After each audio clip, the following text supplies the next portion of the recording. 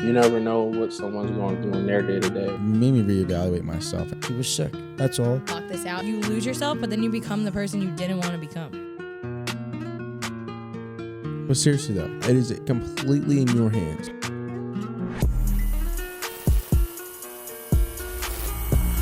All right, ladies and gentlemen, welcome back to the Loft. Today we have a very special guest. We got Sean Conway on the pod. He just did the 75 hard challenge, right? Yeah, correct. Yeah, and it's his first pod, by the way. Dennis is on too, co-hosting. Makes it a little easier, you know. Always want to get that on the pod too, so you know, kind of works out perfectly.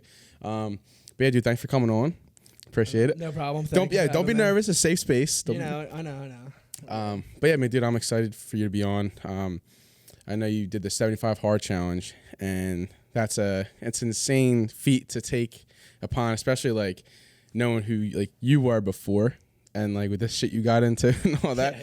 So to hear you get into it, and then like to now be out of it and like super into fitness and super into like your health mentally and physically.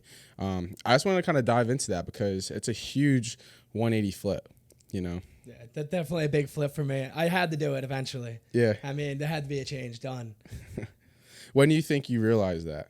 When I wanted to take it serious, it was July 4th weekend, the day after I came home. Really? Yeah. I was pacing around in my apartment for hours. Nonstop. That's all I did for hours. And I was like, well, honestly, I was like, I'm going to kill myself. I was like, I'm an idiot. I was like, I can't believe what I did. I'm never going to change. And I was like, I'm just going to try 75 hard and do it sober. After Labor Day. Yeah. I was like, I want to have my Labor Day weekend, which I shouldn't have done, but. Yeah. Well, dude, you look great. Yeah, I appreciate it. You look awesome. So when you were down the shore, because I know we were down the shore together. That's when me and Dennis first got close. Well, what weekend was that? Memorial Day weekend. That was the first weekend that we all hung out together. Yeah. That was July 4th. I forgot. Remember I lost my wallet and you brought it down? Yep. That was that weekend. Yeah, went to your parents' house, met your parents. Sweet people, right? Yeah, good people. Great people. July 4th was a very wild weekend. Not my best for showing. both of us, but for you it was a little over the top. Yeah. My cat shirt, the meow. Are you kidding me right now? Yeah. It's crazy, man. So do you, like, looking back at that stuff, like, do you feel like, do you look back at that stuff and be like, yo, like, what was I like doing? Yeah, I think, well, when I was not blacked out, I don't really regret anything, but it was like, why didn't I care about the way I was perceived or the way that I acted or anything? I literally did not care about a single thing. And it all just boiled down to like who I thought I was with my own self. That's all it really was. And the way I carried myself. Yeah. So, I mean, it's not like a regret, but it's more or less, I regret some of it. You have like a bit of like an awakening, I guess. Yeah, I was like, if I don't make this change now, I'm going to be stuck doing the same thing till God knows when. And then that's how just life goes downhill, man. Yeah, whenever I asked like about you or like would, you know, learn about you, you're always the kid who just like did crazy shit or like didn't give a fuck or like you to lose your wallet or you to lose your phone is like normal, you know. And that's why Dennis is on the pod too, because he can kind of add some substance to these stories. He said he's been with you for a minute. So when you're out there, so where'd you go to college, by the way? I went to Bloom. I went for literally 6 weeks, not even maybe. You only went to Bloom for 6 weeks? I got arrested twice in 1 week. 6 days actually, if you want to get technical with it. Damn. 6 days I got arrested. That's wild. Yeah, and I deserved them both. I went to a crate race, and I was joining a frat, because you had to at Bloom. I would never join a frat unless you had to. Yeah. There's only way you can get into a party, and obviously I was going to party, like, you know how it is. And I got, like, you know, as a freshman, I was a pledge, and they let me do it, so nobody else was allowed to do it. So I was like, I'm putting on for the city here. Like, you know what I mean? Yeah. And I did. I'll tell you that. I definitely did. I don't even remember it. And then we were leaving, and I literally couldn't even, like, walk anymore. Like, I was so messed up. Then I laid on the floor. And the cop pulled up. I started trying running. And then they breathalyzed me, and I breathalyzed almost a 0.4. Damn. There was a 0.38, so they sent me to the hospital. I was hospitalized 5 times for alcohol. 5 times. That's wild. And they brought me there, and then they just left me in the waiting room, and we brought a tea keg in the waiting room. Did you really? Yeah. Holy shit. Did you feel like you had to drink, like, or do you think it was just like something you just like, did it make you feel better? Like why what was your reasoning behind drinking like all the time? What it really boils down to, and I mean, all I did, I deleted all my social media, and I just, for the last like 45 days, I've just been trying to figure out what was wrong with me, basically. I was like, why am I such an idiot? Because outside of drinking and everything, I'm a good kid. Like, I really am. I'm a nice, caring human being. And I was like, but the way I'm perceived, and I perceived as an idiot, but I was a smart kid when I was younger. I just, honestly, when it comes down to, I made a decision I was going to fit in no matter what when I was so young. Yeah. And that's what it came down to. And I remember the day I decided it. Like, Well, you know what was it that you decided it? When was that? We were playing wiffle ball when we were younger, and I was like a really emotional kid. I'm an emotional guy, and I remember I used to cry a lot, and I was too old to be crying. Yeah. And they were just bullying me, and they would pick on me because I was younger, obviously. I don't think you're ever too old to cry. But Yeah, but I was too old to cry in public for no reason. Like I was being a little like crybaby. Like it was the truth. But like I was just an emotional kid, and I was really hyper, like really, really hyper. And I remember I went home, I like ran home crying because like they were all making fun of me all day, and they were playing wiffle ball. And I struck out, and the parents started laughing at me because I got upset. And I ran home crying, and I ate all. My parents had this cookie jar, and I ate out of like all these cookies out of it. And I looked at myself, and I said, "You will never show emotion again, ever, and you will fit in no matter what." And from that day on, and you can even ask people that knew me since then. My best friend, like since I grew up, he'll say he got funny one day. That was what I did. I literally just became funny. I became Conway. That was it. I was like, that was it. I was like, I'm done. I can't take it anymore. do you ever think that you, like, clearly you are saying that you changed how you were to fit in with other people. Do you think you let that completely change your own perception of yourself? Instead of respecting yourself, you brought yourself lower to entertain the people around you, so you felt better. I basically entertained everybody around me by being that guy who would do anything and do anything, eat anything. Food was comfort for me. Like I had no idea how to express sadness because I did it at such a young age where I was like, I cannot be sad no matter what. And I had no idea. That's what led me basically down to this, you know what I mean? Like acting like this because I had no idea. I mean, I had no clue. Like my mother had cancer and I literally didn't know what to say. My grandparents died and I was just standing there and I was just like this, staring at them. I got kicked out, didn't care. Kicked out of the Navy. I was like, whatever. I had no idea how to like. Stuff, you know, because when we're growing up, and I think I've started to realize this more, just speaking to more people about it, is that, and when you're growing up, you're really not trying to find yourself, you're trying to fit in. Like you're not, like you don't know shit about yourself growing up, and like when you're at the age of like being in high school or even grade school, it's like you're trying to find friends because your world is so small. You know, like now that we're all out of high school, out of college, like I would have never met Dennis if we had to stick to our neighborhoods, or you know what I'm saying? Like, or like it's just like one of those things where once you're out of high school, you're out of that bubble. You're more open to different experiences, different people, and different just friends. You know what I mean? So it's like then you hit that point where you're like, fuck, I was in high school and was trying to fit in and trying to find my people, and I ended up just losing myself, you know, because you just wanted to fit in. You know, you didn't care about the college or the future. That's why I see a lot of people now really struggling with that and having a hard time. And also, if they do feel like they're trying new things, they feel weird doing it. You know, like you'll see someone create a new Instagram page or create a new whatever, like just try to step out. Do it in a podcast. Telling people about what you went through. Exactly. Like great example is like Devin Jones, right? She moved out of the country. You know, I think it's the coolest thing ever. You know, but I think a lot of people now will be scared to do that because of what other people in their circle would think or in the bubble would think. But she just went and did it, and I may respect to her, and that's awesome. But it's just like, you know, when you're growing up, you're afraid to try new things. You're afraid to branch out. And I think that's what gets you into that mindset where you're like, oh, I have to be this certain person to fit into this crowd. You know, and that could have been what you've got yourself in. And at the end of the day, I'm sure you've had times where you get kicked out of the Navy and like everyone's like, oh yeah, Conway, it's a great thing to laugh about or whatever. And then, but you're in your room by yourself being like, fuck, you know? Yeah, this is exactly how it was. Yeah. I mean, when you're by yourself and you're thinking about that stuff, it's like, I didn't even understand it because most of the stuff, the one story is I was sober for. But the second time I just blacked out and I got caught. I fell asleep in an Uber. I had to go to the hospital that time too, actually. Well, they made me. I was fine. But they made me because my blood alcohol was too high. And I went and I didn't even care. Like I was just like, whatever. It's not like it's over. Like it was not even new to me. I was like another time I messed up, blacked out, and I couldn't even stop because I didn't know anything else to do for fun. I mean, I'm telling you, I didn't do anything for myself from the point that day where I decided that to literally 75 hard this time. I haven't done anything for myself once. I didn't know how to cook, clean. My car was everything. I didn't have a style. I didn't have an identity. Right. So what led you to 75 hard? Like what was the process of like getting into that and starting that? Well, someone texted me about it, so I tried it in April, but I was drinking all the time, and it didn't work. Like It's hard. It's not easy. I mean, you lost a little bit of weight. But then I Yeah. put it right. I put it right back on. You didn't really change anything But besides going to the gym more often and getting into it more. yeah, but this time I mean, this time there was moments where I was like, is it even worth it again? Obviously, because it's hard. You're not talking to anybody. You're not doing anything. I was running 4 miles a day, lifting for 2 hours, 2.5 hours. Crazy. Yeah, and I'm an electrician, so I'm on my feet 8 hours a day. Mm-hmm. So I was like, I mean, your body's exhausted at some point, but I was like, well, once I hit a point where I realized what it really meant with what it really. Jesus, sorry about that. Good.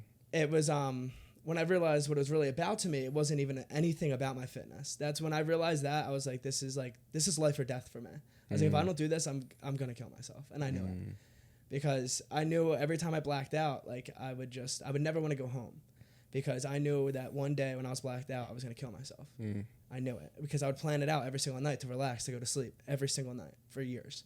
And I thought that was normal, to be honest and honest. I didn't even look up mental health until now.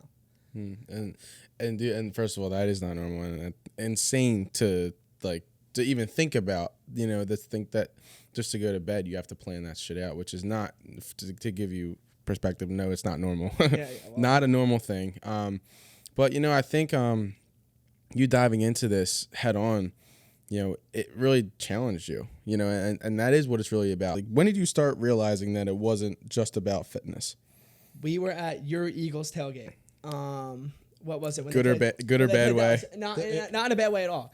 And I was around the people and everything, and I was just looking around at these people, and there was some people there specifically, and I was just like, why do I even care what they think? Like I was like, no one could do what I'm doing right now. And then it just got more and more, and like I started feeling things that I haven't felt. Like I haven't felt like pure joy other than partying since I couldn't even tell you.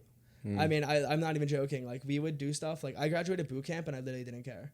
I looked at my parents. I was just happy to see my parents. I was like, yeah, cool. Then I graduated. I was like, I don't even want to be here.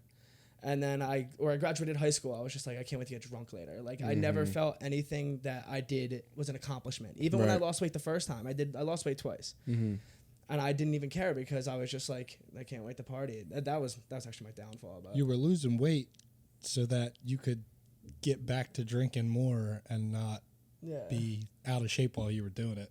Yeah. I remember with the tailgate, you looked at me while you were there and you were like, I don't want to be here. And you weren't even drinking. You had a bottle of water and you were just chilling, but to the people who were there weren't people that you want to surround yourself with. Yeah, that becomes super important, you know, and realizing that too is really important too, because dude, like, it's okay to feel like that. It's okay to realize that, you know, you don't have to be in the same like state of mind or be around the same people forever. It's not weird. It's not stupid. It's like, it's just who you are. And like something I've learned is that when you put yourself first, you put yourself in the right positions, the people that really care about you will be the ones who support you, and those are the people that need to be in your life. You know? Yeah, it was eye-opening because when I deleted Snapchat, I deleted everything other than my text. The only way you can reach me was a text message, and I was like, I'm not texting anybody first. Nobody. And I was like, nobody cared because I wasn't drinking. Right. I wasn't going out, so why would they text me? It's out of sight, out of mind type of thing. Yeah, and I was like, all right, I feel you all. And then when I started coming back out and they're all texting me and everything excited, I was like, get out of my face. Like, I don't like you. I know you're saying, like, you feel some type of way, you know, and I get that. But at the same time, like, you know, they don't really know. They might not have had their awakening yet. It happens to everyone at different times, you know what I mean? So when did you start seeing results in the 75 hard, and when did it become addicting to you? Because I'm very curious about the beginning parts of it, because I think the beginning is always the hardest.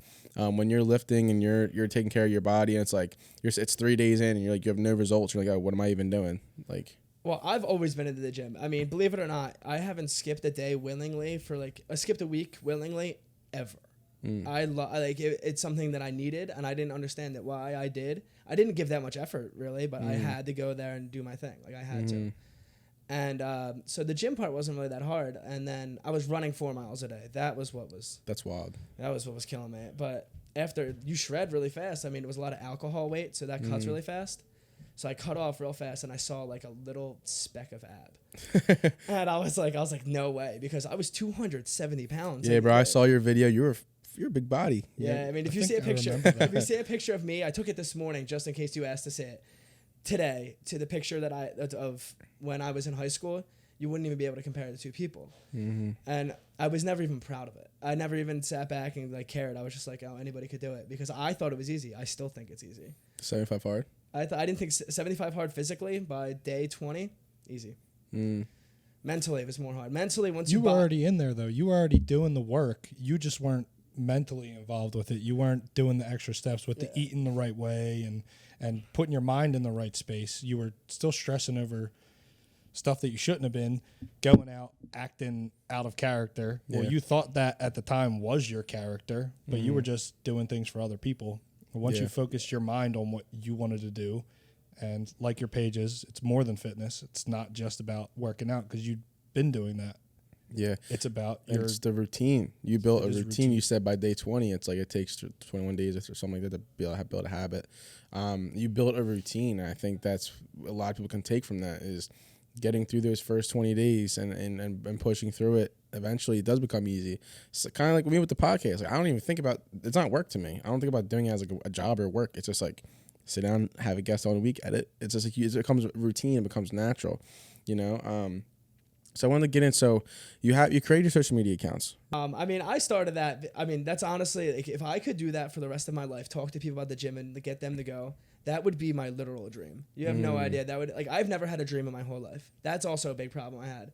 I never saw anything for myself. I never even cared. Like when I went to college to Bloom to be a cop, I didn't even want to be a cop. I actually wanted to be a special education teacher. Oh, really? Because my mom was one at Spin, and I thought it was the coolest thing ever. You're helping these kids, and they needed help, and I was like, wow, that's like awesome. That's what I wanted to do, but I didn't like school. And I didn't like school because I wanted to fit in, which is really crazy about because I was a smart kid. I never did any homework or anything, but I would get honors because I had such good grades because the tests were easy. Right. And I was just like, whatever. Yeah, it was cooler to not do good than it was to do good. That's all I ever was. And then I mean, looking back, you're just like, you wish you could just smack yourself in the face 1,000 times, but you can't. Yeah, but at the same time that it brought you here, you know what I mean? You realize that one way or another you did it and you did it yourself. And I think sometimes a lot of people can get imposter syndrome where they feel like that they did like something, like you did 75 hard, and I'm sure you feel like you didn't even do it in some weird way. Like you don't, it's like not even you who did it, you know? And it's just like you got to give yourself credit and you got to build on that. It's momentum. Momentum is just the most powerful force in the world, man. Once you feel that, you start getting addicted to it. And then you find new ways to build on top of it. You know, I think right now you have a lot of momentum for yourself with mentally in your body, and when it comes to the people in your corner, it's like the right ones will be there. It doesn't. Everyone who you were drinking with or going out with, if they don't support you, who cares, man? It doesn't matter. Like, you know, it's all about the people who are supporting you and who want to help you to where you're going, not to where you were. They don't want, you know, you should never want to revert back. You know. Yeah, I mean, once I hit a certain point, like, I decided I can never go back. It was actually right when it was done. I actually did 80 days, not 75, because I wanted to get till Thanksgiving, and I didn't want to go out on Thanksgiving Eve. It was an excuse. I was like, I don't want to go on Thanksgiving Eve because I wasn't ready for that. I lost 30 pounds almost. I haven't drank in 90 days, and I'm going to go out Thanksgiving Eve and around see all these people. The biggest drinking day of the year. Yeah, everyone from high school comes out. I was like, no way. And I had a really, really bad week that week. It was a rough one. Yeah. So I was like, no way. And I don't even know where I was going with that. But. No, I know you mentioned that you had a bad week, and thanks for coming on the pod. Still, I mean, I appreciate it. You were like fired up, like, yeah, I want to come on, talk and share your story, which is awesome. And I think, like I said, the reason why I wanted to have you on, is because of your past and because of where you were and to where you are now. And it's like I feel like that's a huge 180. I think a lot of people can learn from that, and the people that are in your life can kind of get a bit more of perspective of like what you went through and what you're going through now. Or what how you're doing now, you know, because you were away for a while. So you kind of mentioned a little bit about like your goals in life. So what in the next like year or so, what's like some short-term goals that you have for yourself? I mean, I just started for my own company, like trying to build that and do all the side work I can to get my name out there. And I just want to stay in shape. I mean, that's all I really can do right now and control. And I just want to keep learning. I never even attempted to learn. And then once I started learning, I mean, it literally changed my life. I learned more about myself. Like, I've read one book, and I was sitting there, and I was like, my heart was racing because I felt passion for the first time in my whole life. That's so cool. That's It was, awesome. yeah, it was weird. I thought I was on. Like, I was like, this feels like drugs, literally. When did you read it? When did you feel that? 75 hard. It was when I realized like I needed to do this, and like it was like, I don't know, when I had my first like traumatic moment, I blocked off, and it came back. I was like, oh my God, you're just messed up in the head, because I was reading about like all the traumatic moments, all these videos and stuff, because I knew something had to be wrong. Like there's no way it's normal. Like, I mean, I was sitting there, I had 1,000 ways to kill myself, and every place I ever slept, I knew how what I had to do if I were to black out there. So I was ready, so I didn't have to confuse myself later.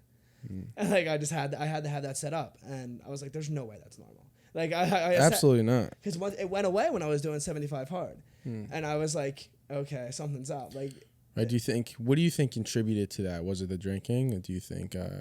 It was my own, like, I just gave up. Like, I had no goals. There was no reason for it, and the way everyone perceived me. Like, I didn't feel like the person that I was perceived. I was always perceived as the stupidest person in the room by some waitress who has never done anything for herself, while I'm sitting here working out every single day, going to work, and I'm trying as hard as I can at work every day, and I'm like, this is doing a unreal. job that 99% of the people that we know and the people that you're talking about couldn't even hold a candle to. Right. Fathom it. And I'm like, I have stress at work and everything, and I just got my big promotion and everything. Congrats, by the way. Yeah.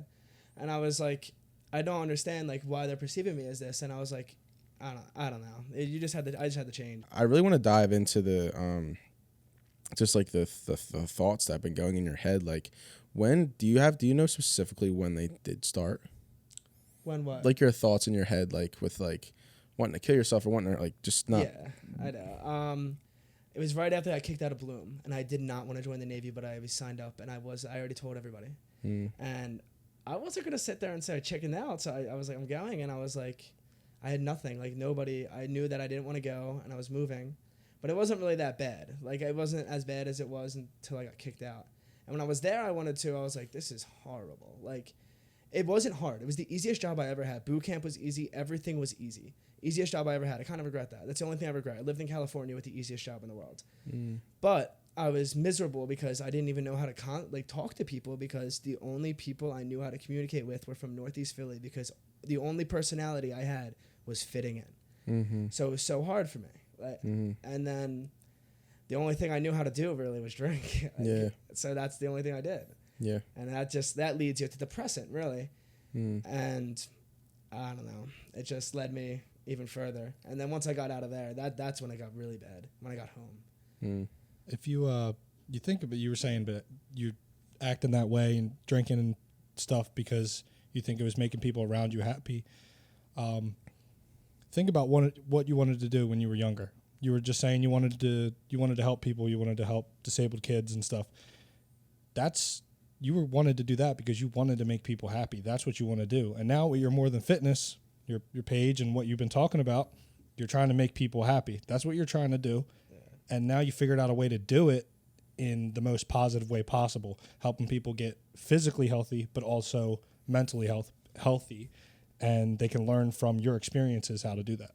That's literally exactly what I'm saying. Like, that's why I say, like, this is like my dream. Like, if I could make this a job somehow, I would. Okay. Like, you make anything a job nowadays. Yeah, well, I would. I'm going to give it every effort I can and, like, post on social media, because this is literally a dream for me. I was like, because the gym, I will 100% say, saved my life. I would have VD'd without it. And it's just, it sounds crazy, but I'm serious. If I didn't do 75 hard, I mean, I'm saying the next 2-3 years. No way. I never even planned anything past 25 in my whole life, because I knew that one day I would just drink and go home and do it. I mean, even if you didn't go home and do it, the way you were drinking at certain times would have happened some other way. It could have happened some other way. Could have crashed your car. You could just die from alcohol poisoning. I don't drink and drive, mister, right? I never got into that habit. You never know. I got too drunk to do that. I'm going to kill the family at 5. You keep falling down that line, you know. Yeah. I mean, the only times I drank and drove was when I was going to go kill myself. To be honest. Crazy. Like, Have you ever, personal, you don't have to answer this, but have you ever tried it? I went for it, but I, like, turned the wheel. I couldn't do it. And then, I mean, there's been moments where, like, when I first got home, I still lived with my parents. And we lived right next to Area Hospital. And it would bring me, like, peace to just sit on top of the parking lot for a while. Like, people would drop me off. And I remember I would get dropped off from my friends after we were drinking. And I didn't want to face myself or my parents yet. Like, I wasn't ready to do it yet. And I knew if I faced myself now, I don't know what was gonna happen. So I would just sit up there, and it would bring me peace knowing I could do it at any moment. Like, I would just sit there for hours. And then my friends would be like, no, you're going in the house. Like, and I was like, please don't make me go inside. Like, I don't want to go inside. I would literally run away from them like a child. And they thought it was so weird. And I was like, you don't understand what you're doing to me. You have no idea. I mean, a lot of my friends have done things to me that they don't know what they've been doing because I never told them. And that's my own fault. But. So your parents, what have your we'll say your journeys, we'll just say with everything with drinking and everything like that, what would your parents say about it? My parents are the absolute sweetest, best people I've ever met. They're great role models. They've been there with me every step of the way. Like, I don't know how they do it. I put them through literal hell. I went missing, for God's sake. I mean, they literally thought I was dead multiple times. And I don't know how they still do it. And I love them so much for it. Like, they're the only people that have been there. And they're the only people that really ever saw who I was. There was never really anybody who saw the person I was. There was one person.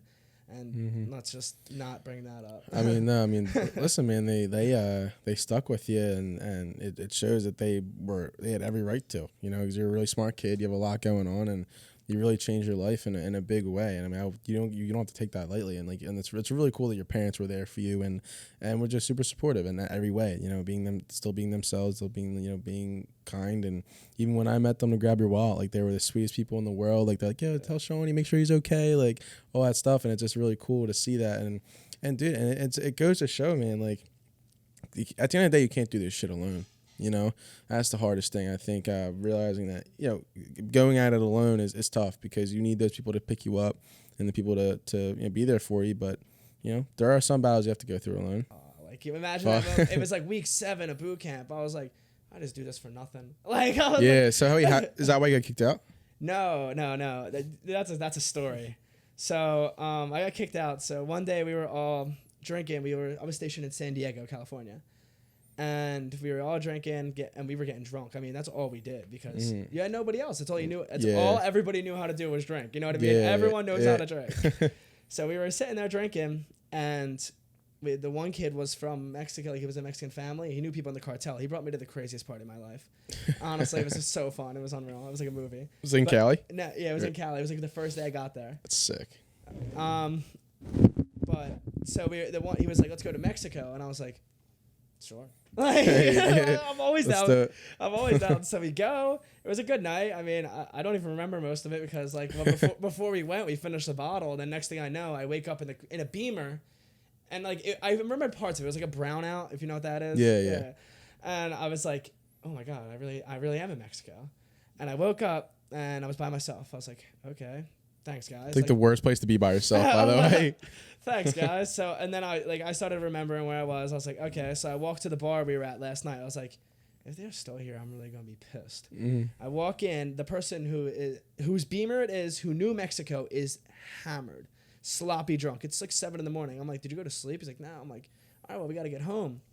And we had no money. We got robbed by the police and the cartel twice. It was unreal. The only person who had money the night was me. Who hands their wallet over? I guess that they weren't from the city. They handed their wallet to the Mexican police. Like, you're an idiot. Yeah. But so we had no money. I spent all my money the night before because we were partying. Like, you didn't think you were gonna get robbed by the Mexican police? Well, we already did. We already got robbed. They tried robbing me again when we had no money. I mean, all we had was a tank full of gas. The next morning, I had no food, no water.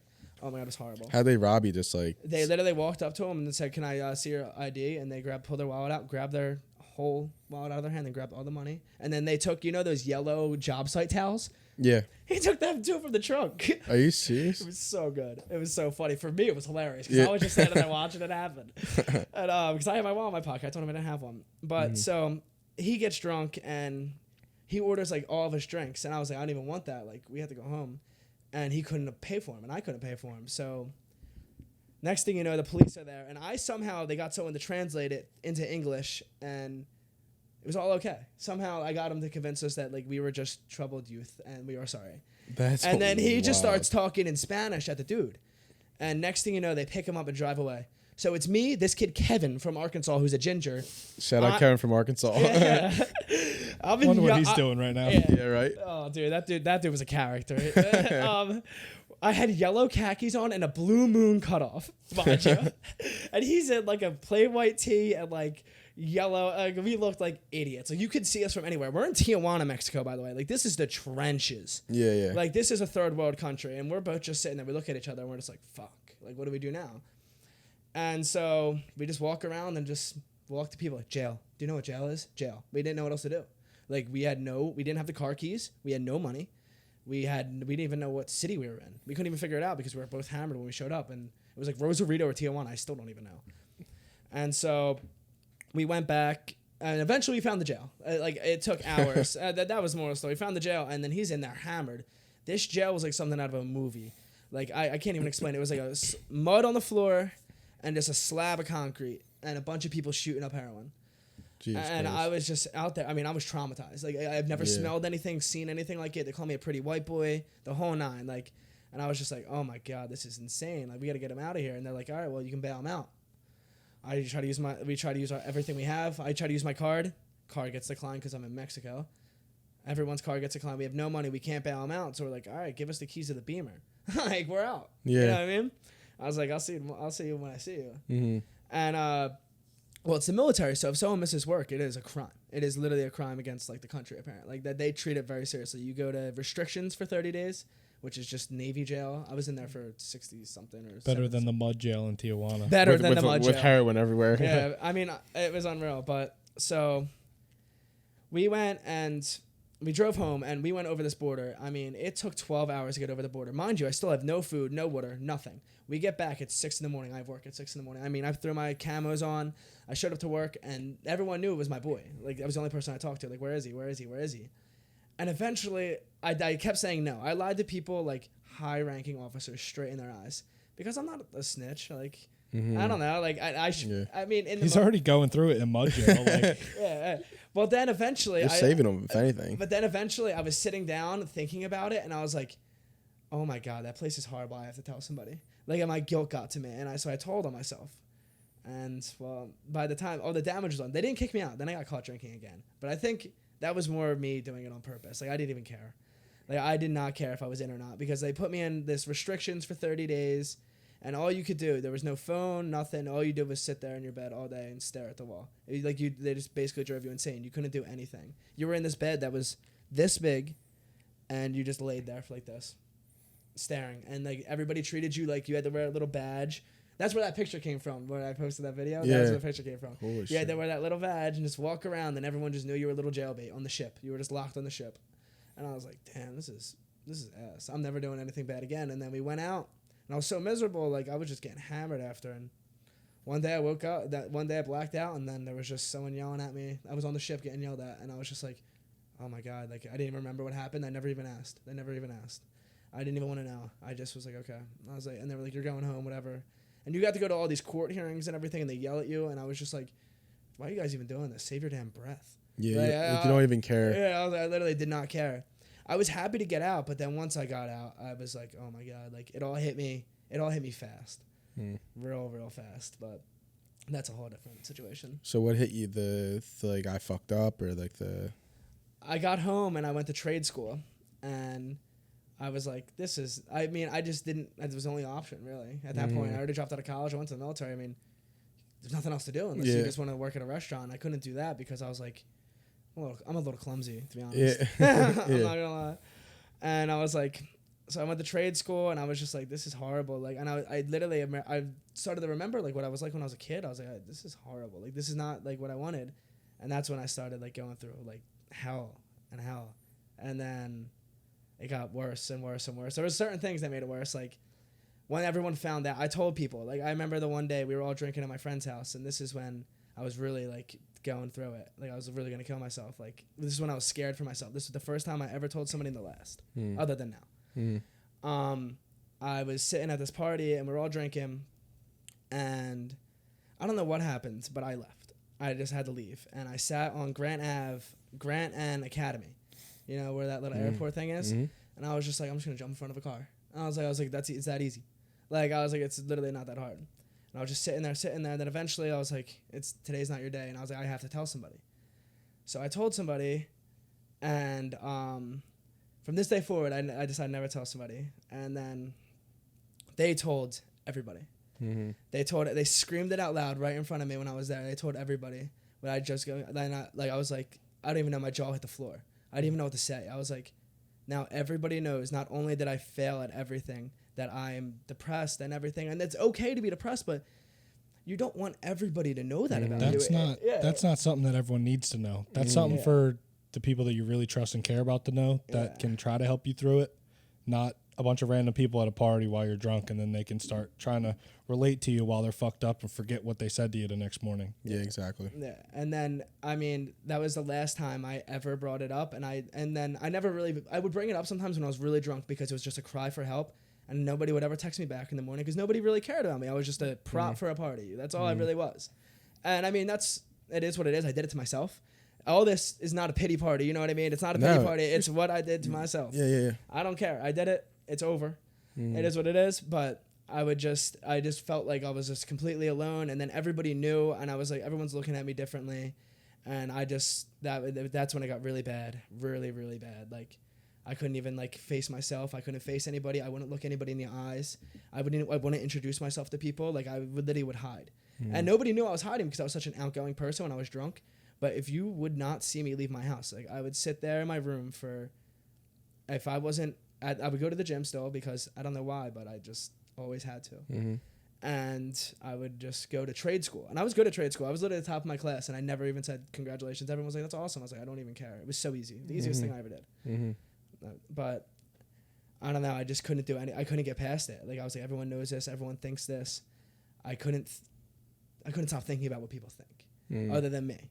And then once you're thinking about what everyone thinks, that's all you think about. Like, your mind is what you're like, that's my biggest thing. Like, what you're thinking about is what you're doing. So I was thinking about what they were thinking about me, and it was horrible things. So that's what I thought about myself.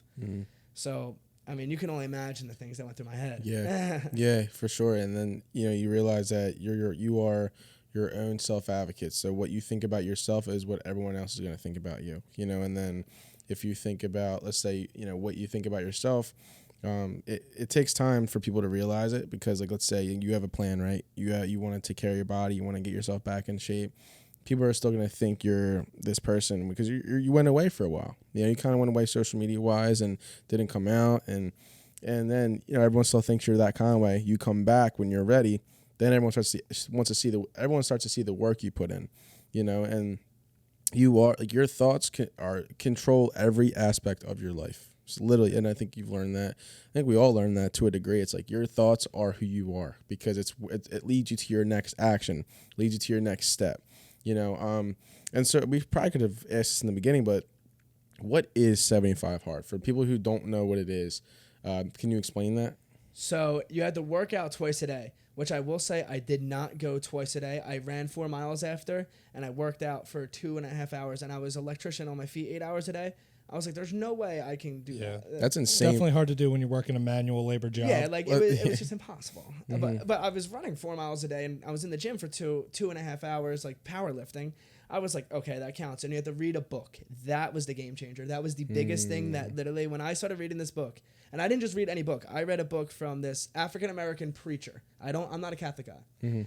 And I was like, I didn't really know how to read because I never cared about school. Like, I never knew how to read and comprehend. I mean, I knew how to, but like to actually like comprehend shit. And like take it in. So I was like, I'm going to read this book and I'm going to write down notes after notes after notes of what I take from it. And it was just like interesting. And by like, I don't know, page 20, I was like inspired. Like, I was like, oh my God, I'm an idiot. Like, cause I was just writing it down and reading it again and again and again. And I was just like, oh my God. Like, it was like, I don't even know how to explain it. It was like life just smacked me in the face.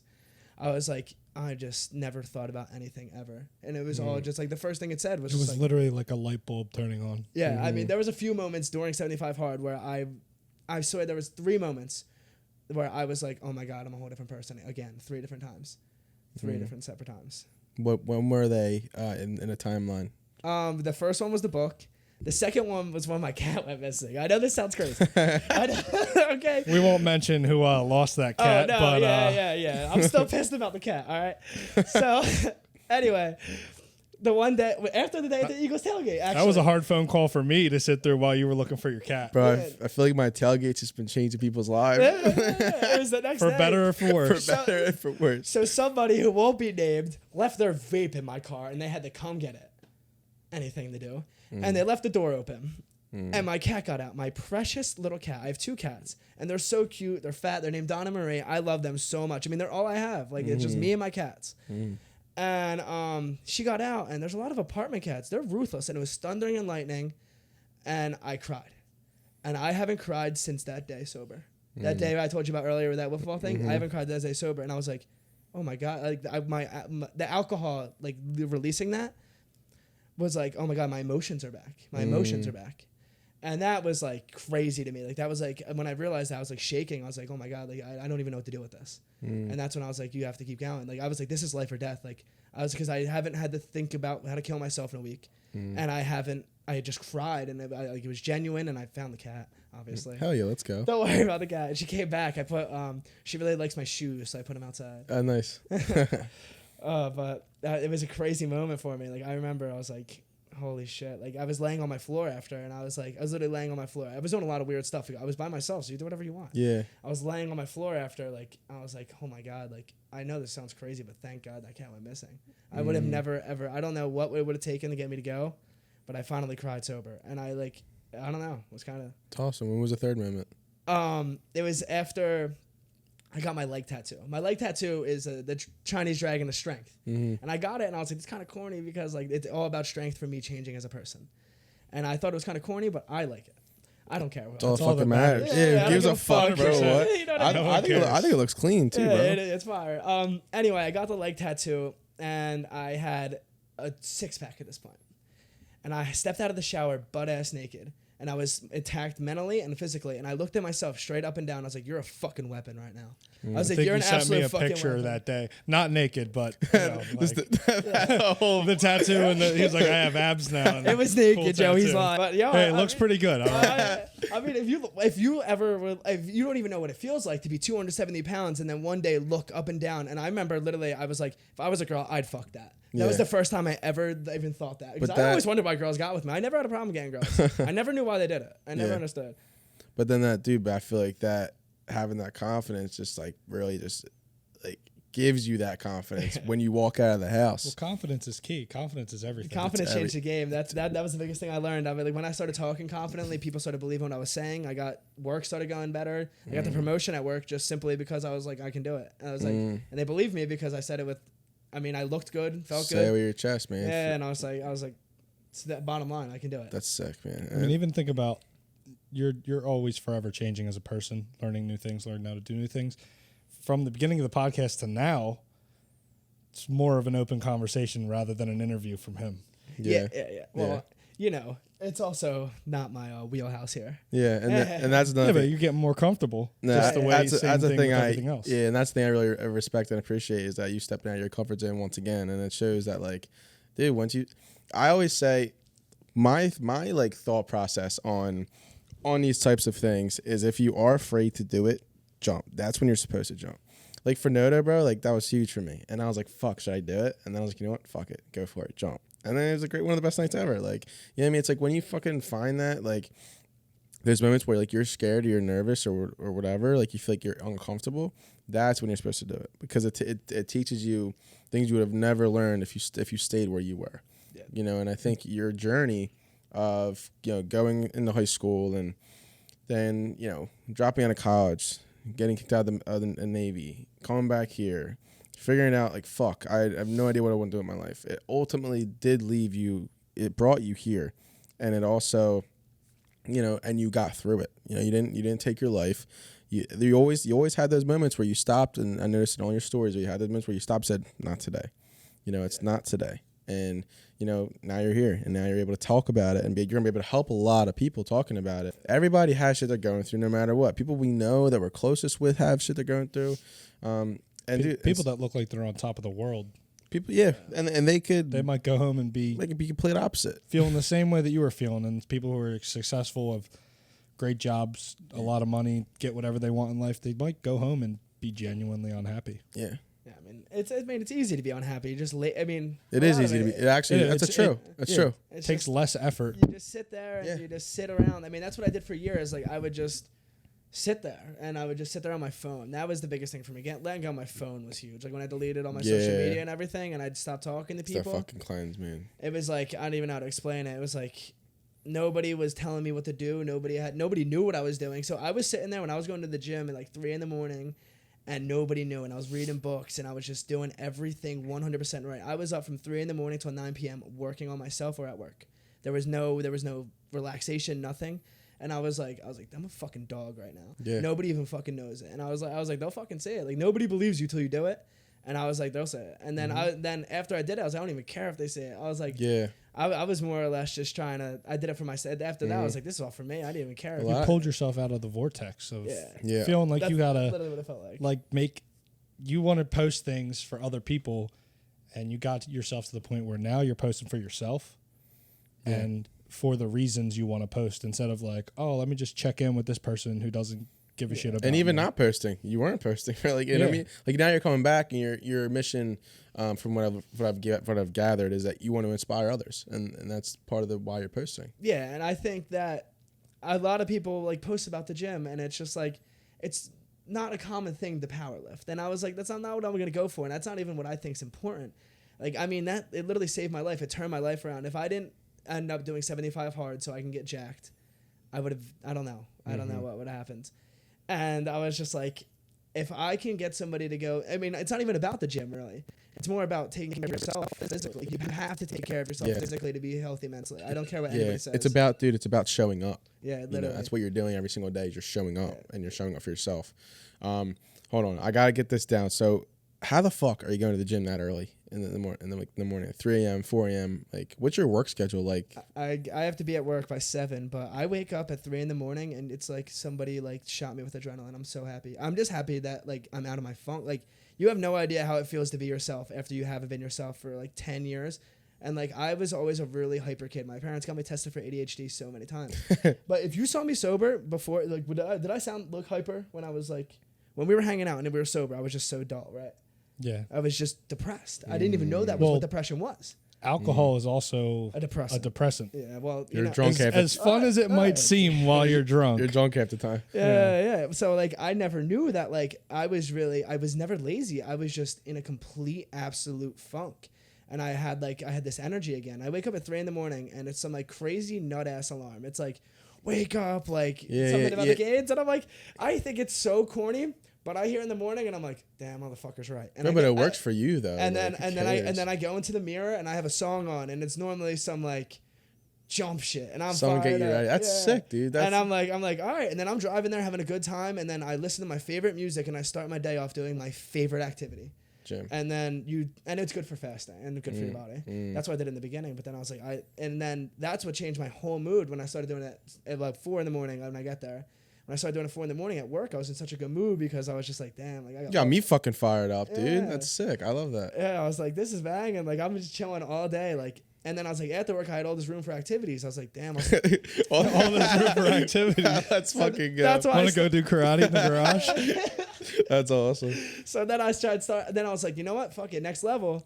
I started posting about my electrical business. I was like, yo, hit me up for like side work and everything so I can get my foot in the door so people trust me as their electrician for when I can get my license so I can be their electrician and start actually making money. And I was like, damn, I'm a weapon, man. Like, I was like, I don't know, 3 months ago, Labor Day, if I would have said this to myself, I posted that yesterday or 2 days ago, I would have laughed in my fucking face. And that's not easy either. Posting and getting and trying to schedule your own work and holding yourself accountable for that. It's not easy to talk to people and explain what you things do. to them. Yeah, dude, I'm fucking proud of you, bro. Seriously, like I appreciate it. It's such a cool, like, that's another reason why I wanted to have you on the pod, is like, it's so cool to see like the transformation you made, just like from where you were 3 fucking months ago to where you are now. Like, I feel like you're a complete different person in the best way possible. Like, you're like finally like yourself, and I think it's kind of, it might take people by surprise, but it's like, hello, this is who I am. Like, this is what I'm here for. Yeah, it's what I'm about. Like, I love the party. Don't get me wrong, but I have to learn my relationship with it again.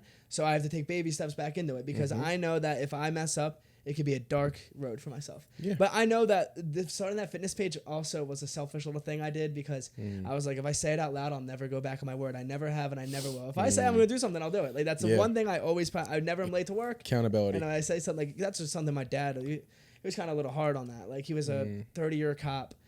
And he was always, accountability was with him. Like, you had to be accountable. So if I said it right on that Instagram page, there was no way I was going back on my word. That's sick. I was like, everybody will remember that, and that's it. Like, it was another thing for me. And then also, I was just down bad when I posted that, and I was like, honestly, and then I did that, and I was like, my day's better, and I just went to sleep. I was like, I'm good.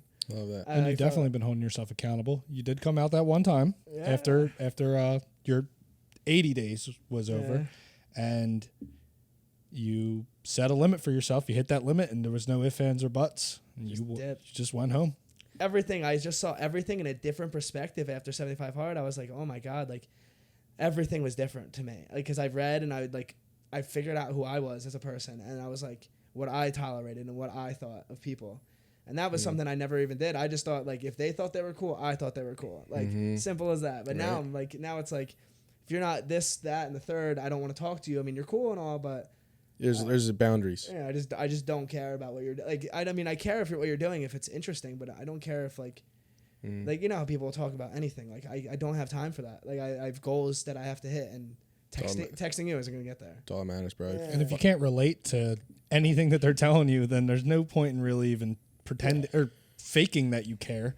Yeah, and you really that's don't. fine. You don't gotta be pissed off or angry. It's like, hey, like, listen, I know who will add to my life. I know what will add to my life, and you're just not in the plan. And you know, there's like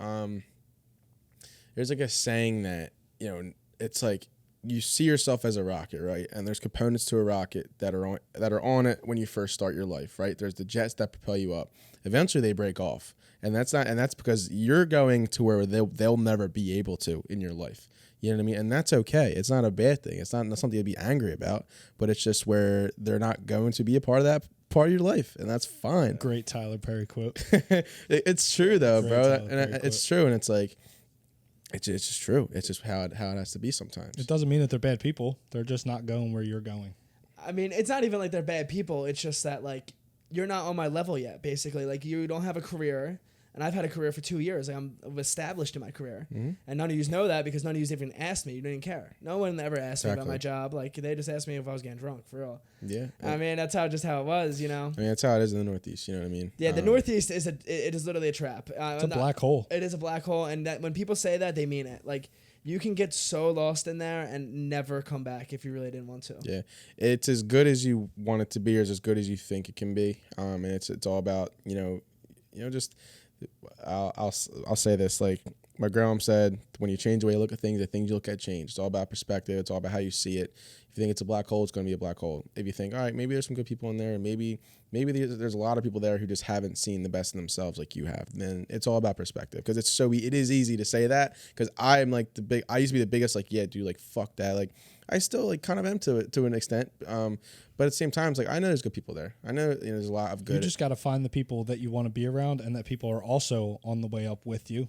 because then you can relate and go through the same things together. I'm not saying anything about the people. I'm just saying that I can't sit there and waste my time with them right now. If they want to level up and they want to start having conversations that I want to have, I'm here. Or if they want to talk to you more than just about, hey, you going to come out and drink? Yeah. They actually want to ask you how you've been. Exactly. Do you know, I haven't hung out with somebody. I hung out with somebody for the first time this year when I was sober since high school.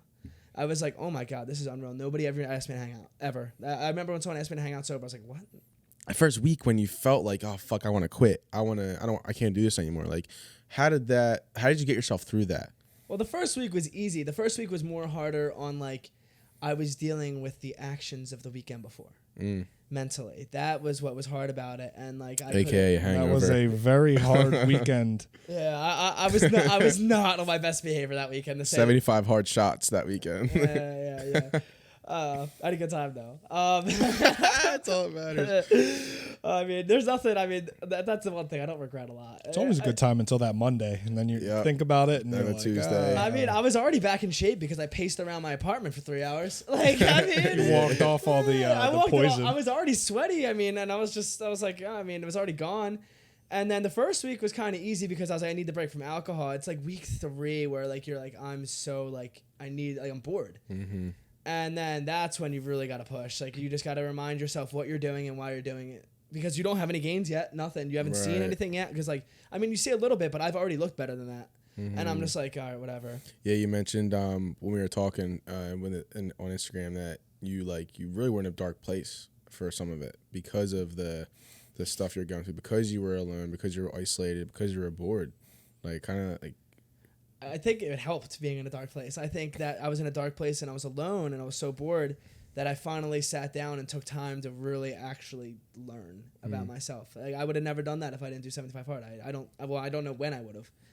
And so I had time on my hands, and that's when, like, the darkness really helped me. Like, I mean, and then in the gym that helps you too, kind of. Like, when you're having like a really bad day, and you go in there and you're you have some of your best days ever when you're having the worst day when you go to the gym. Yeah, I was getting a lot weaker though in the gym. That was something that got to my head really bad. Yeah, well, losing weight, you're not gonna.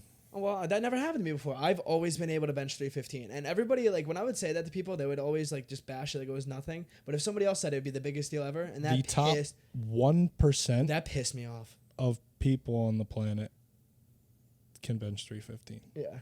Well, I was 195 pounds doing it, which is unreal, really. Yeah. And everybody wouldn't respect me because I didn't look like it to play the part. Yeah. So I was like, all right, fuck yous. Like, you ever see that? I'm not like a big Andrew Tate guy. Have you ever seen that video and it's like, fuck you, watch this? Yeah. Yeah, that's how I felt. I was like, watch what I, like, because nobody ever believed in me in the gym, because I would tell you, I'm dead ass in the gym. I just don't eat right and I don't take care of myself. I'm so serious in there. You just have no idea. I know everything to do. And then I just had to prove it. I was fucking sick of my reputation, sick of the way everything. I was like, I had to prove it to everybody. Yeah, and that's where it has to start. You have to be fucking you just have to be sick of it. You're like, dude, I had enough. Because eating is the hardest part. Oh my God, dude. That was rough. I mean, so I can only eat 2,400 calories a day. And it's like my lunch. Yeah, mind you, that was on like my fitness pal. I counted my calories. That was my diet because it's the only diet I knew how to follow. And some days, like, I hit like a big chest day in the morning, and then I went to work, and then I ran 4 miles. I'm sitting there, and I'm like, holy shit, I am so goddamn hungry. But I had 2,370 calories. At that point, you're starving yourself. Well, you know what? I said what I was gonna do, and I did it. And my fitness pal said it was okay. So sue them if you had a fucking problem with it. You know what I mean? Like, they fucking said it was okay. So I was like, I don't even know what to do. Like, and you had no calories left, or you wasted a meal. That was what really got into your head. That's how you learned discipline. That was a really good discipline help. Because in the beginning, I would waste a lot of my meals. I would have like a big breakfast. Here comes like 7 o'clock. I'm like, damn, I am hungry. Like, I don't even know what to do because I don't have any calories. So eventually, I learned how to eat properly. Like breakfast, lunch, dinner. I never even ate a breakfast. You have to space it out. You can't just pile all your calories in your lunch or your dinner. All right, dude, I get it now. I know. All right, go get some slack. Hey, I know it. I just don't do it. Yeah. I mean, it's a discipline. I just started eating breakfast. I would just skip breakfast because I could get through the day. I just started eating breakfast when I went to the gym in the morning. That was a midway switch. That was like right when I went good. Do you eat before or after the gym in the morning? I do after. Okay. Before it's just a fasted. Nothing's in it. Just a yeah. fasted power lift. That's how I got so caught up. I mean, it's unreal now. You're burning through all the calories that you had in you and all the fat and everything. Well, here's another question. How are you off. staying awake throughout the day? If you're up at 3 a.m., how are you staying awake? I told you when I was younger, before I made that decision to like be that kid, my parents thought I had ADHD. I'm pretty sure they were right. I'm not gonna lie. Like, I mean, I was probably stay up till midnight tonight, and I'll wake up at 3 and just wake up again and be fine. And it's also like a high on life aspect right now because that's how I feel. I mean, when I first I was sitting there pinching myself. I mean, repeatedly. I was like, this isn't real because I was like feeling stuff. I went on drives. Like, that was weird for me. I never went on a drive by myself ever because I had a brand new car. I never drove a nice car in my life. Push to start, and I bought it. Shit. And I bought it. I felt like the man. Like, yeah. I don't even, it wasn't, proud of yourself. I mean, it's only like a 2019 car, but and a used car. But for me, that shit was luxury. And I was just driving it around, and I had a screen. I was like, damn, this is the life. And then I was like, I'm going to go look at a view or something. And I looked at it, I was like, this is beautiful. And I was like, I would have never said that before. That's so cool. I was like, that would have never left my mouth. And I was like, I felt like a newborn baby. Yeah. For God's sake. Yeah, you found a lot of the beautiful things in life when you took some of the toxic things out and you replaced it with things that you would have never enjoyed before. But it turns out that that is some of the most beautiful things in life, though, man. When you have that time by yourself and you finally become comfortable by yourself, you feel like you can be yourself. You don't have to be anybody else or play a character.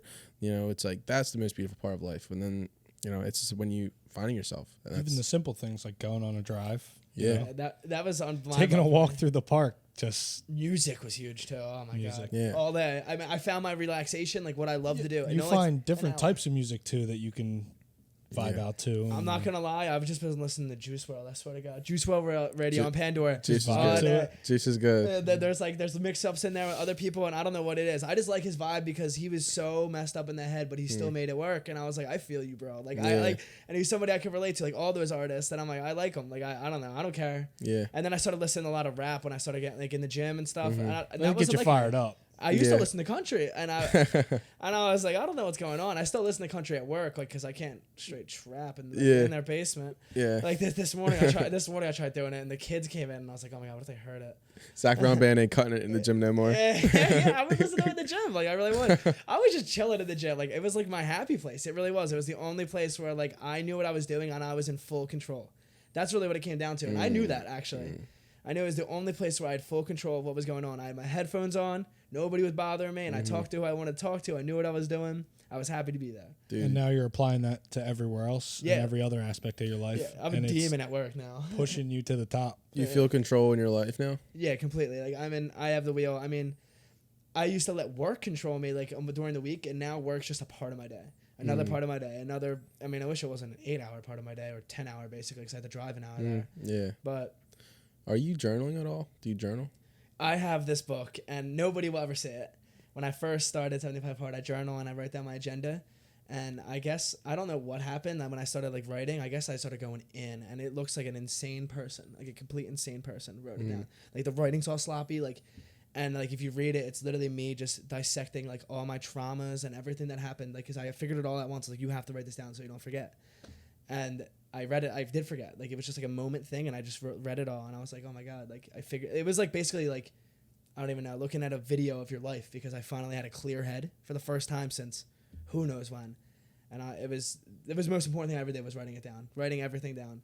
It's a stupid step. Like, I think it was like, if you would have told me 3 months ago, write down like an agenda, write down like how you feel when you hear something, write down something when you read, I would have been like, shut the fuck up. Literally shut the fuck up. Yeah, dude. Get the fuck out of my face. No. Yeah. And then I started doing it myself, and I was like, oh my God. And then like I wrote down my agenda, and it started with go to work, go to the gym, and then stay on my diet. That was day one. And then next thing you know, it's like 17 things I need to do in my day, and I was having so much fun. Like, I have fun when I go to work now. Like, I'm like, I don't mind it. I literally don't mind it at all. Like, I'm here. I'm going to do the best I can and learn. Like, I want to learn at work.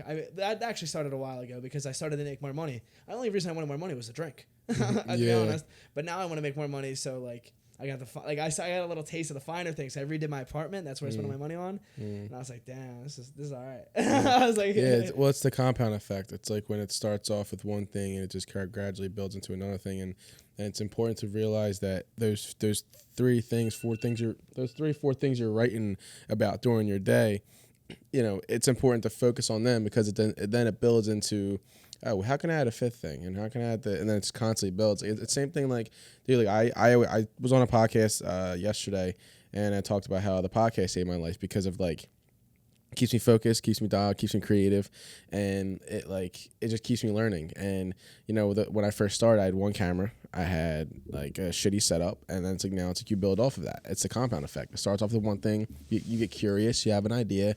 How can I build on that? You know what I mean? It's constantly being curious and constantly building and learning and growing. And for you, it seems like it's yourself. It's you're learning and you're growing about yourself. You know. That's all. That's what I have to focus on right now. Like right now, I'm trying to teach myself how to cook. And That's tough. It's not going too well, but I'm eating it. I mean, I paid for the food. Food's expensive, and it's hard, especially when you live by yourself, because you have to like buy in bulk. So I'm like, I do all this. Like, I mean, I've had Mexican food 3 days in a row because I bought tortillas. I'm not letting them go to You work. got to adjust. Yep, exactly. And I love Mexican food. I had to get rid of that craving. And like, I keep messing up and everything, but I'm getting better. I mean, I'm learning how to season my food at least. Let's go. It's something. Chris has been teaching me how to season. Chris is upstairs listening, like, you season your chicken for the team. Yeah, so that one was hard. Like, I mean, at first I was just pouring shit on top of it, but now I got like a little level. I don't know. Like, you gotta learn. You gotta give yourself the opportunity to learn. Absolutely. You're giving yourself I'm some doing recipes. Project 50 for that. You know, it's the same thing as 75 Hard, basically. But it's Project 50, but it's an hour a day. You have to learn a new skill. And I'm going to try to find one that I want to learn that is like a big time more skill. Like, I was like, I might just be weird and not weird, but like I might try to learn an instrument or something weird, Yeah. like something crazy. Like Yeah. I've always wanted to know how to do something nobody else knew how to do. Well, you're a smart kid, so it probably won't take you long. I mean, I don't And know. you're already in that zone. Like you got that dedication. So Yeah, like I'm kind of. you pick up a violin, and you're Yeah, the kid pulls up, fucking one day, it's imagine that. That's what I'm saying. Like, or Yeah. guitar. No, the guitar's too mainstream. I'm talking something crazy. flute. Yeah. harmonica. Yeah, like Yeah. something weird. And I don't know. It could just Yeah. be something I can learn, and then like maybe I'll like it. Like, Let me ask you this. So, in summary, like 75 hard, what are 3 things that it's taught you about yourself? I need to be proud of who I am. That was number 1. I need to have like confidence in myself, proud of who I am, and that I'm a lot smarter than I think I was. I was never an idiot, and that anything was possible for me if I just tried. That was the main. That was another big one. That if I gave 100% effort and I really put my heart and soul into it, I can do whatever I wanted. Abs for me. I mean, I've said it. How many times have I said it? That I'm never gonna have abs. Like it's just not my body type. I can count a lot of times that you've said that to me personally, and I remember just little milestones that you would send me. Like one day you wake up in the morning and you're looking real good. You're like, dude, I got 2 of them now. Here they come. It's on the way. And every time you got a little bit more excited about what was going on, it pushed you a little bit harder to get there. Yeah. It was like it was. And then weird he at first. sends a picture of him looking like a Greek god in the mirror, and here you are. That was this morning. Yeah, this morning that picture, I had veins coming through my abdomen and stuff. I was like, I don't even know who that is anymore. That's awesome. Like it's kind of weird sometimes. Like looking at myself in the mirror, like I get a little weirded out. I'm like, who the hell even is that? Or like when I went out, someone took a picture with me, and I looked at the picture and I was like, who even is that? Like, because I didn't like when you see yourself day to day, you don't really realize like the differences that you made. So like my face looks completely different from when you last saw A lot me. than Yeah, you. I didn't know that. Yeah, I noticed that too. I had no idea that I looked completely different. I mean, and my smile is genuine. I noticed that too. Like that was something that was different. I mean, ask my ex-girlfriend. She always used to say, "I could tell your smile's fake." Always just tell me that.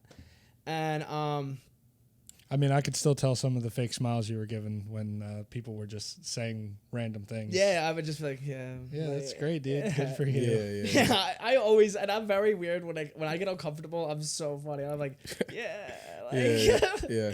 and High five. rock on, brother, man. Like I'm out of here. Like, what are you Yeah. trying to fucking talk to me about? Yeah. So how do you feel seeing your friend go from, unhealthy and just not in a good place to being in the best place of his life? Genuinely, when he said he wanted to do it, I 100% supported you the whole time. I know we've been talking throughout your whole process, and I've been here for you the whole time. You can talk to me, whatever. I'm super proud of you, man. Appreciate it. I admire the changes that you made, and I hope that I can apply some of what you've talked about today and what you've been telling me through it into my own life to improve on myself and get a little bit better each day, step by step, day by day, just a little bit. Yeah, the process, man. I've been saying trust the process. I couldn't tell you when I started saying this. I think it was when I lost weight when I was in high school, and it's been like. You've been saying that since I met you. Yeah. I used to send my Snapchat streaks out. I was at the gym every single day. Trust the process. Trust the GTP. process. Trust the process. And when I tell you, I meant that shit because I really did. I mean, really, what it comes down to, I was at the gym every day, and I trusted that damn process. That one day, Bro, one day I would get there, Bro, and I did. You did, and I'm fucking super happy for you, bro. Yeah. And you know what you did? You planted the seed. Like you'd go to the gym in high school, and you may not have learned, you may not have really known what you were doing, or may not have been as hard as you thought. But those little things that you've learned and taken, you're able to take to a later part in your life that you were able to finally apply that. And flip that switch. Yeah, the flip the switch You and flip like the switch. a lot of those like slogans that like people say aren't bullshit. Flip the switch. You versus you was the one that literally sunk into my head. It's on my freezer right now. If you walk into my house, there's not one decoration. There's a piece of loose leaf on my freezer that says you versus you every fucking day. It's true. It's true. And people only learn that when they're going through it. What doesn't challenge you doesn't change you. And that's Okay. What are you most proud about yourself at this point in your life? Not killing myself. It was unbelievable. I didn't do it. I don't know how I didn't do it. I'm being 100% honest. Like, there was times where like I didn't go out because I was like I knew that I was already mentally messed up because I didn't want to go out because that night would have been that night. I knew it, and I was like, because it was only when I was blacked out when it got bad. Like, And that's why, like, well, blacked out was when it wasn't bad. It was when I was drunk. So I had two choices: blackout and I don't know if it was bad when I was blacked out. I have no idea. I have no idea. Or because that's when you get in your own head. yeah. You're not really thinking real deep into a bunch of shit unless you're have your mind unlocked the way you do now. But prior to that, you only felt loose to think when you were hammered. And Right. Yeah, and like that's like I suppressed my emotions so much for stupid stuff just to fit in that like I didn't know how to deal with it at all, and I didn't even know something was wrong. That was what was crazy. Like now that I think about like everything I've done, I'm just surprised I didn't do it. Like I was reading it and they're like, you're like extremely high risk, all this stuff to like them do this, do them do that, and I didn't even know. I was like completely ignorant to it. It wasn't like I didn't care. I just didn't know that I was a problem. I just thought it was normal, kind of. Because when I went to talk to somebody and they were sad, somehow I'm such an empath with people that their grandma dying would be worse than me falling asleep to me trying to convince myself not to kill myself. Somehow that in my own head would be like, you care about people. Yeah, the answer. Like I'd be like, oh my God, they have it worse than me, because the thing that they had that I didn't have was emotion. They would be crying, and I never would be crying. I would just be like, yeah, and that's why nobody ever believed me when I said it. Like I was like, I always said it like I always used to lie and say I wasn't going to do it anymore because I didn't want people to worry about me, because everyone knew, because so-and-so told it out loud, and it was literally traumatic. Like I don't even think anybody can understand what happened to me that day. And everybody knew because I went missing. Do you remember that one? That was a new one. What was that? I went missing. 2,000 people shared it on Facebook. I don't remember. I think I heard about it, but I don't. Oh, this is a story for the ages, man. This was the worst day of my life. The worst 100% day of my life. Well, the next day. So we were all drinking in my friend's basement, and they left or whatever. I don't even know. And I ended up someone told me to hop on the train and go here. I was like, all right. I was hammered. I was like, okay, I'll do it. And I got on the train. I got on there, and then we got off. I got off, and my phone died. I didn't even know where I was going. Like I knew where I was going. You're making a journey to a different state. I was running. I tried running away multiple times. I'm so serious, but I know. But it was like sober and drunk. Like I just did not. I knew it was Northeast the whole time. I knew it was my environment, and I knew that like I needed to get out. And I don't know. I would just go for it. And I was gonna go, and my phone died, and I was just sitting there. At Tarsdale, at like the not Tarsdale. Cornwall Heights. 30th Market.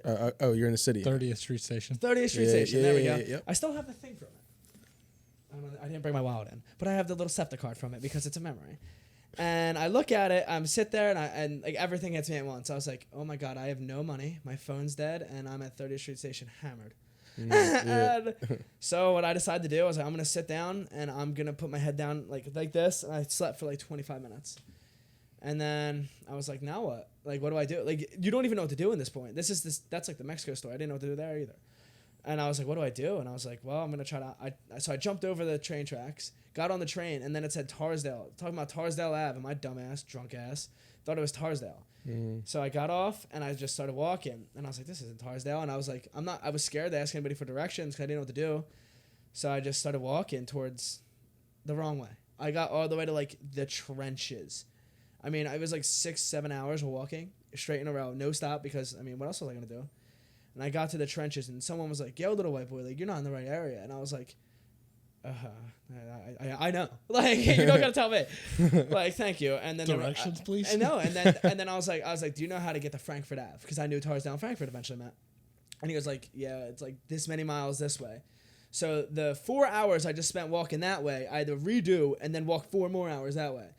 And next thing, it was horrible. I had to steal from Wawa. I walked in and stole his food from Wawa to survive. And then my mom, as this is all happening, everyone's looking for me because this is when everyone knew that I was all messed up in the head from that situation. So everybody was scared that I killed myself, reasonably. And they were all looking for me. My mom made a Facebook post, and this is where it got bad because everybody shared it. It had like 3,000 shares just on Facebook alone. So I came home. I eventually got to Tarsdale Ave. I hopped on the 66. Walked from like the Taggarts to like home, and I was so happy to be home. Like it was like the most unreal feeling. I can't wait for my bed because I've been walking for it was like 20 hours at this point, and I'm so hungry. I'm so hungover, and you I can't also wait. Don't know any of this is going on that people are looking for. There's a cop outside. And I'm like, what could have happened? So, because this isn't the first time I haven't answered the phone in like a day. Like, I just do it all the time. I was like, what could have happened that like there's a cop outside of my house? I walk in and like, oh, Sean, you're home. And I was like, yeah, I'm home. Like, what? Yeah. I didn't even think anyone noticed. And I was like, yeah, I'm home. And then there was a cop. He's like, all right, I'm gonna get out of here now. I was like, oh my god, they thought I was missing. They put a missing report in. And then I just went upstairs I was like, I had to shower. Like I felt nasty. I was like, I had to shower. Like I talked to him, and my phone turned on, and I was like, oh my god. You can't even fathom that feeling because everyone already thinks you're a loser. So basically, everyone just found out how I dropped out of college, I got kicked out of the military, that I was depressed. Everyone found out. Everybody knew, and I was just like, this is horrible. I don't even know how to explain it. Like that, and I was in the worst shape of my life. I had this beard. Oh my god, it was the ugliest beard you've ever seen. And I was just like, that was by far the hardest thing I ever had to go through because I told everybody I was never leaving my house again. I told my parents I'm never leaving. I was like, I can't face anybody ever again. Yeah. I was like, that was so embarrassing. I don't know what to do.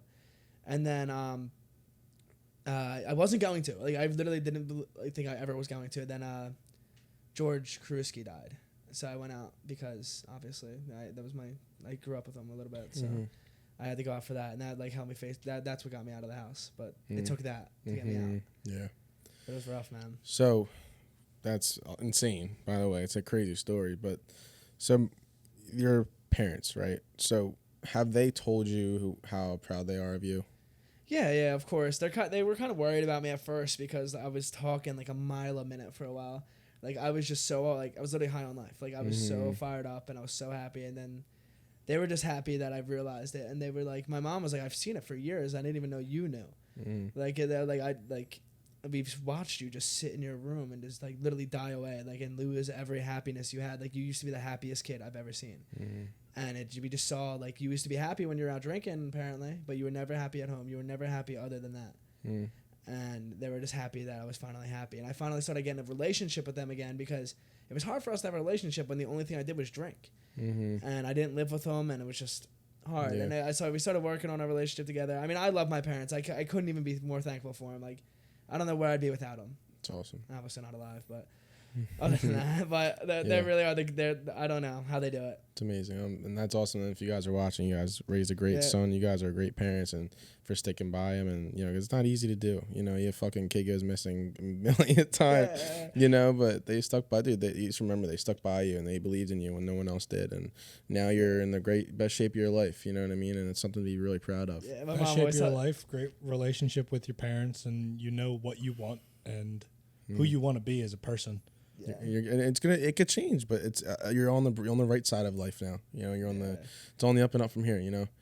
Definitely that. So what are three things someone who's in a position you were in, right, where you didn't have figured out, or you didn't even have a direction to go and figure it out? What are some things you would say to someone who is battling that, or someone who's lost, or somebody who is looking to find that peace that they're looking for? So the one thing I would say, if you ever had something you were passionate about, get back into it. Get back into it as soon as you can. And that was the gym. That's what did it for me. Everybody had that one thing, even if you were really young, if it's weird, anything, it does not matter. Get back into it and give it your all. And like, just because you will start, like, that's the thing you enjoy the most. And if you start, then you're going to enjoy that time and just start like, and then try to learn too. Definitely learning and reading what is a huge, like trying to like learn about yourself. But following something that you love to do is the biggest thing. And then have a dream. I never had a dream. I never had one. I never even understood how people had them. I was so close-minded. I was like, when people were like, I'm going to do this one day, I was like, how are you even going to say that? Like, I didn't understand it. I was like, I don't even see myself like alive tomorrow. I don't even know what you're talking about. I don't even plan for the next day. I was like, I don't know. That blew my mind. That was like the biggest thing for me. But definitely have a dream and follow something that you were passionate about at one time, because the gym, that was it. I went every day, and it's what ended up making me a better human. I love that. Yeah, that's a beautiful way to cap it off. I mean, dude, like I said, Dennis, I know you're fucking proud of him, and I'm proud of you, bro. Seriously, and I just appreciate you for coming on and sharing this, because I know it wasn't easy to, My biggest fear of my whole life. I'm being so serious. I drove here and I was like, this is the biggest fear I've ever had in my whole entire life. I'm not going to lie. And I've done a lot of shit. This was the biggest fear I've ever had. I remember when we were first discussing it a few weeks ago, and you were saying, I don't know if I'm ready. It was the biggest fear of my life. I never. But you just got to take that Bro, step sometimes. Dude, this episode is gonna help so many people. I think you killed it. You did such a good job. You opened up. You broke through those walls. Like, dude, this is gonna help so many people. And like, I've learned a lot. And I think you inspired me as well to like realize there is another side to, you know, when you feel like you're foggy or you feel like you're just constantly tired. You feel like, you know, there is a positive, you know, side to it. There's always a light. There's always like the grass is green on the other side. All that bullshit they say, I swear to God they're right. I swear to God. And if anyone can do it, I mean, dude, if you can do it, if I can do it, you can do it. That's the whole point of this. If I went from that to literally having it, like, that's the biggest part. Like, I can motivate you because you can see the difference. Right. That's what I saw, and I was like, I can motivate you to change just because you can see me go from 270 goddamn pounds to literally having, I mean, right now I have washboard abs. Yeah. And I'm like, if I can do that, it's like a physical embodiment of it. So that's why I got so fired up. He is a specimen. Yeah, I'll show you after. It's all right. It's all right. Let's fucking go. You got me fired up, man. And like I said, dude, thank you for coming on. Dennis, thanks for co-hosting, bro. Dude, I love that both you guys back on soon. We definitely have to run it back. Ladies and gentlemen, Sean Conway, Dennis Hannigan. Thank you guys so much for watching The Loft. Is there anything you guys want to say before we sign off? You can go first. Shout out to Sean Conway. Yeah, man. Shout out to Sean Conway. Let's fucking go, baby. He's a fucking dude's on fucking demon time right now. All I'm saying is trust the process, man. And thank you, Kev, for having me on. Yeah, absolutely. I appreciate it. Great experience. Anything you want to say? Oh, yeah. And if you need electrical side work done, you know where to find me. For real. All right, ladies and gentlemen, Sean Conway, Dennis Hannigan. I'm Kev Nichols. Hope you guys enjoyed The Loft. Bye.